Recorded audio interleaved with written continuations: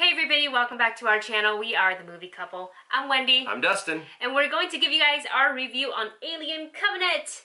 Yay! Yay. Alien Covenant is directed by Ridley Scott and it stars Michael Fassbender, Catherine Waterston, Billy Crudup, and Danny McBride. The crew on board the Covenant was set for a colonizing mission at a remote location when they discover an uncharted planet. Believing it may be habitable, they land on the planet, only to find terror and must find a way to escape. I was really looking forward to this movie after I saw the Red Band trailer. Our reaction, man, it was so much fun just to see the backburster and all that gore and space horror stuff. Like, if you're into that, this movie's gonna be your jam. Wendy really likes this kind of stuff.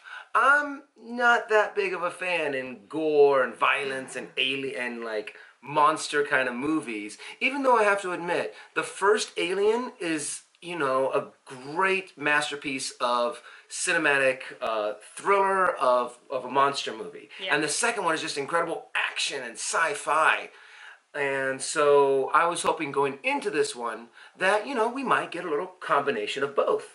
So how about we talk about what our expectations were going into this movie? Sure, and I want to preface this review too, I want to make sure everybody who's watching, I want to base this review really more for the viewers who have not seen Prometheus, because that's where we were when we first saw that trailer, and then I realized after talking to a few of our friends, they're like, oh, we haven't seen Prometheus, and God knows how long ago we saw Alien or Aliens. So it's been many years. And I don't want like everybody thinking, okay, Alien Covenant, Prometheus comes beforehand, therefore I must watch Prometheus, and if they don't watch it, then they miss out on this movie, which I think they should go see. So this review, we're going to really generalize it for the people who kind of just want to like go and check out Alien Covenant without having to watch Prometheus.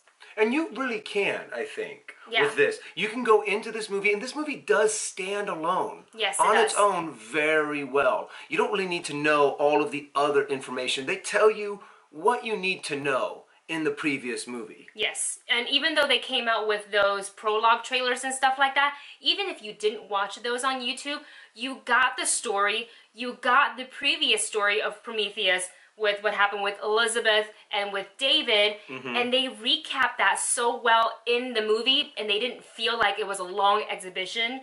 Any sort of, is that the right word? Yeah. Exhibition. So, and it exposition. Close. It got me for a second. I'm like, yeah, that's the right way. No, it's not.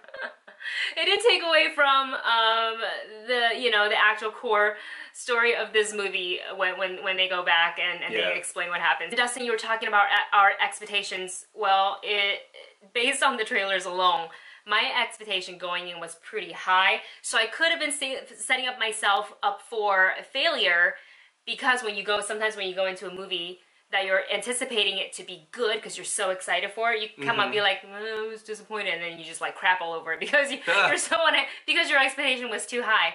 I was really excited. It's been a long time since we've gotten an Alien movie that you know, like the original Alien. I would say Prometheus really wasn't that at all.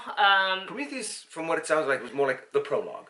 Yes, it's not too much, like, you know, there's not a lot of like the action that everybody was seeking. A lot of people called it boring. So after seeing the trailer, I was like, we're gonna get gore, we're gonna get the bursters, chest burster, face huggers, all that stuff, and I was just really looking forward to having a good time and feeling a little freaked out in the theater. What about your expectation? For me, I was expecting, you know, to go in and see some good action, see some cool sci-fi stuff, and because, you know, I'm going off, and of course you see cool aliens when you have these cool monsters that they're all, and they were all going to be digital, so they were going to be able to do a lot more with them. So those were kind of my expectations of going in. So what did you like about this movie? Well, the monsters. Of course, when you really have these aliens, you're able to actually tell a little bit more about their story, about how they're being created, and to really see them move in the way that they're really more designed to be. To really see them in full motion is really cool. And to see them just really do what they do best, which is kill and scare the living crap out of people.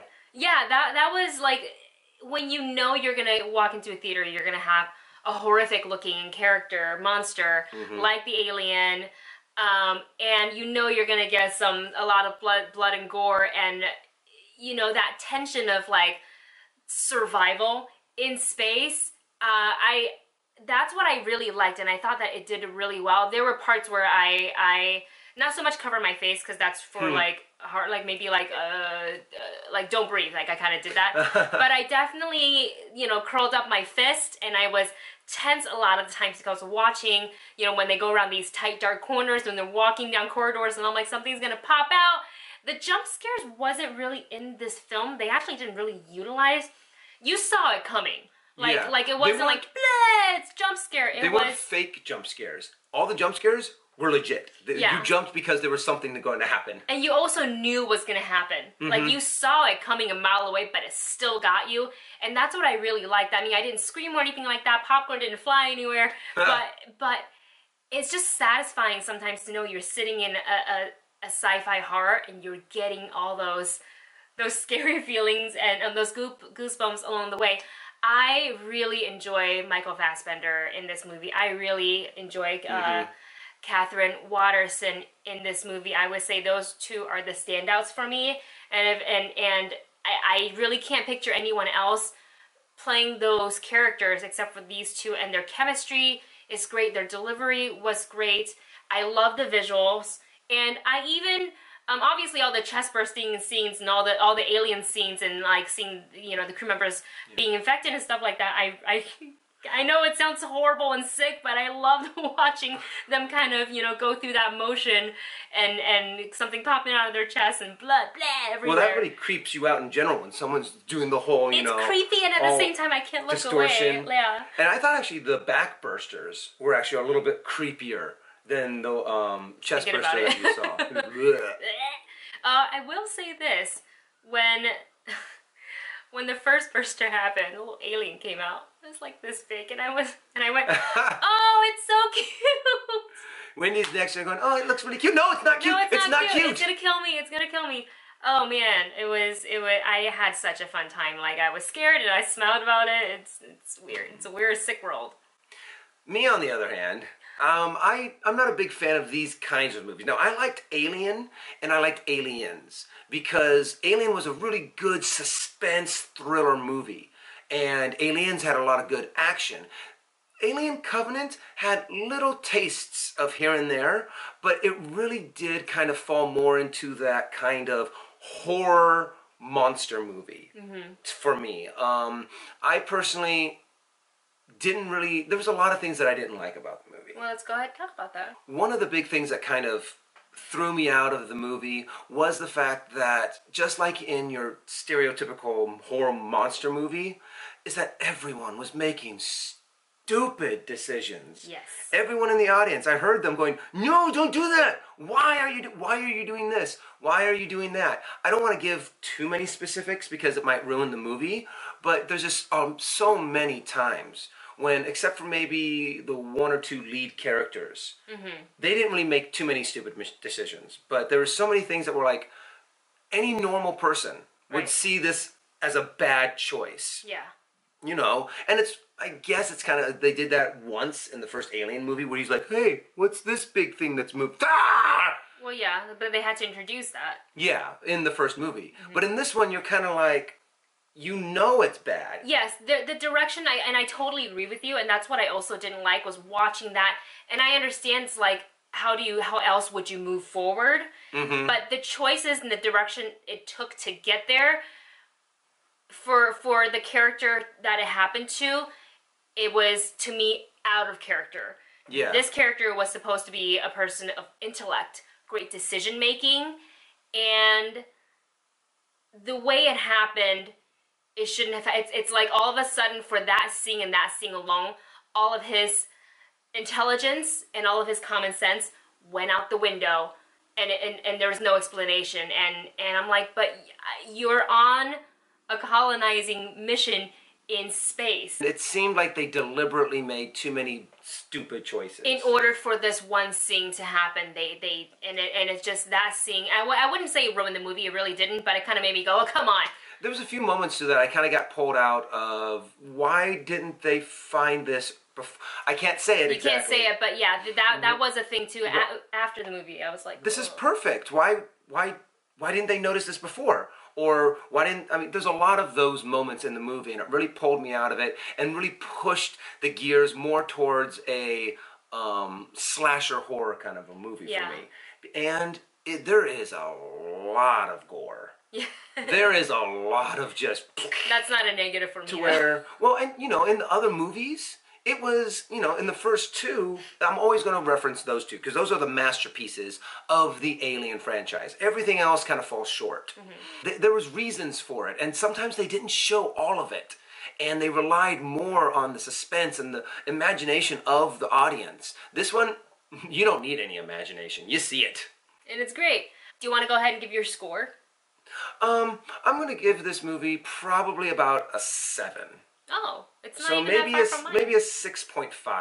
I'll probably drop it down a little bit more because when I come out of these movies, I feel a little nauseous, a little sick. Some people might like those kind of emotions when you come out of this kind of movie. Well, I don't really feel nauseous or sick, actually. I just get excited. and I end up getting a little angry coming out of these kind of movies. So I'm not a big fan of them.